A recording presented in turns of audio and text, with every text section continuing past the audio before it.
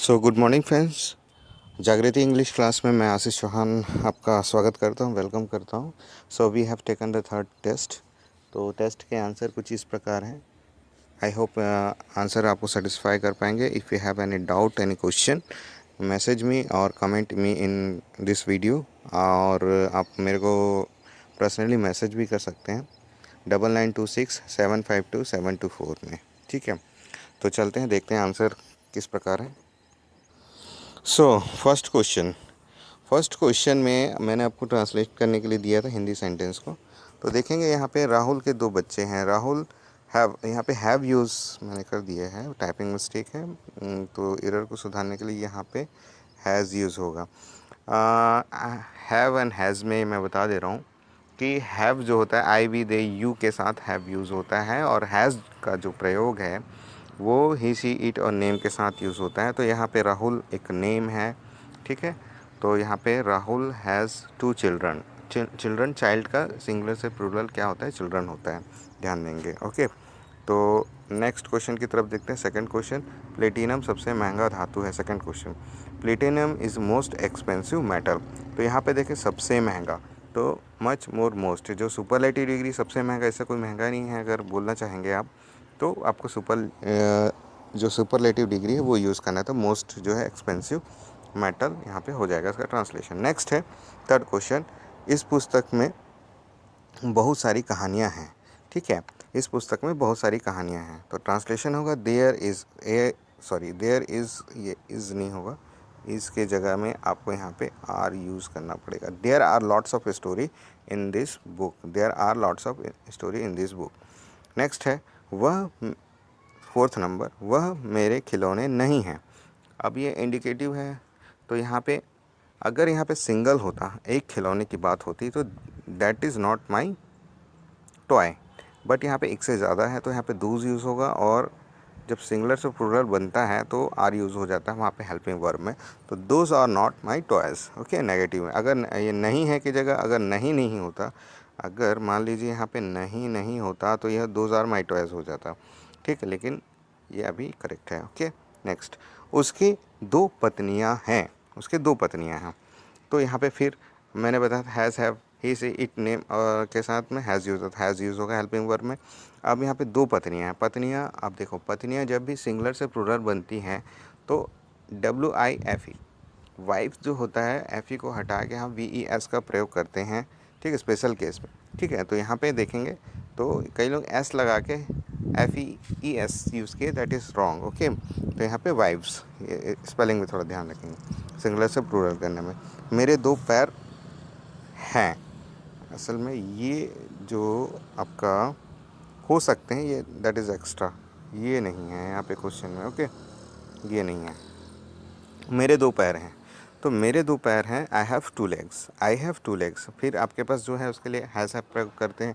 ठीक है, तो हैज़ हैव में आई वी दे यू के साथ फिर से मैं बता रहा हूँ क्या यूज़ करते हैं अपन, हैव यूज़ करते हैं। तो आई हैव 2 लेग्स।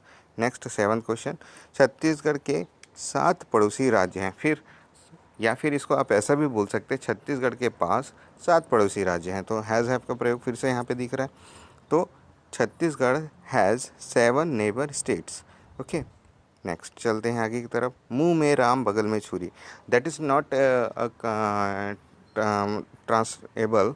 ये एक मुहावरे होने के कारण ये एज इट इज़ ट्रांसलेबल नहीं है। तो इसका जो ट्रांसलेट जैसा इंग्लिश में होता है वैसे के वैसा करना पड़ता है। तो ये हो जाएगा अ वुल इन शिप्स क्लॉथिंग, ए शिप्स क्लॉथिंग। तो यहाँ पे क्या बोलने की कोशिश कर रहे हैं कि एक जो भेड़िया है वो भेड़ की खाल में है। ठीक, जो छुपा हुआ है, लोग मीठी बात कर रहे हैं लेकिन अंदर में कटुता है।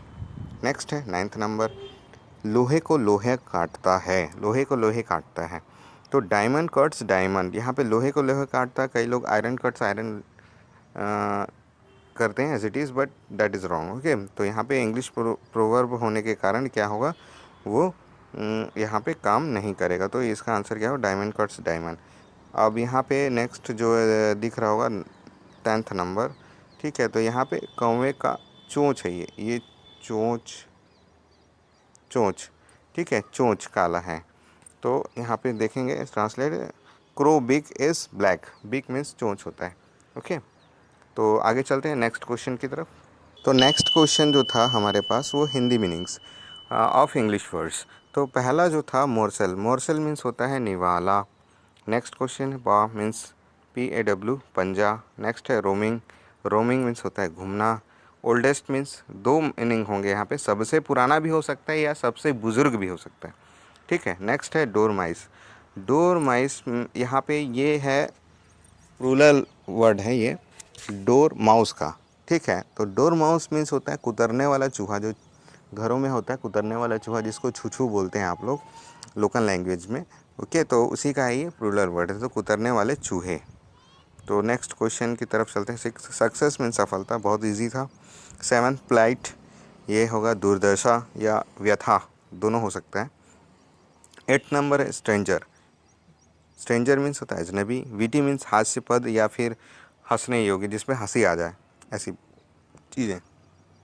नेक्स्ट है 10th नंबर सर्च मीन्स खोज, ओके। तो नेक्स्ट क्वेश्चन की तरफ चलते हैं। नेक्स्ट क्वेश्चन में हमने दिया था इंग्लिश वर्ड्स ऑफ हिंदी।